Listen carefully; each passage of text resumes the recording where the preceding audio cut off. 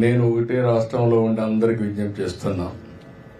NT Ramarao గారు అన్నదానం ప్రవేశపెట్టారు తిరుమల పైన.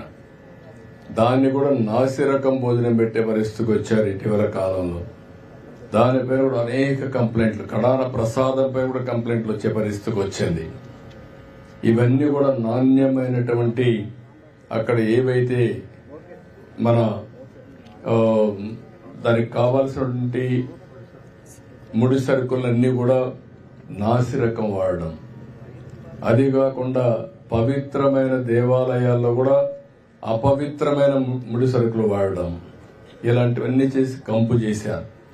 ఇప్పుడిప్పుడే అక్కడ కూడా స్ట్రీమ్ లైన్ చేశాం.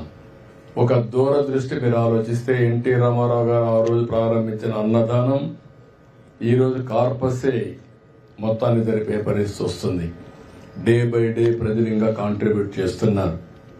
ఎప్పుడైనా సరే ఒక మంచి వ్యవస్థను ఎస్టాబ్లిష్ చేసి ఒక పవిత్రమైన కార్యక్రమంగా దాన్ని తీసుకున్నప్పుడు ప్రజలు స్పాన్సర్ చేయడానికి ఏమాత్రం వెనుకాడలేదానికి అన్నదానం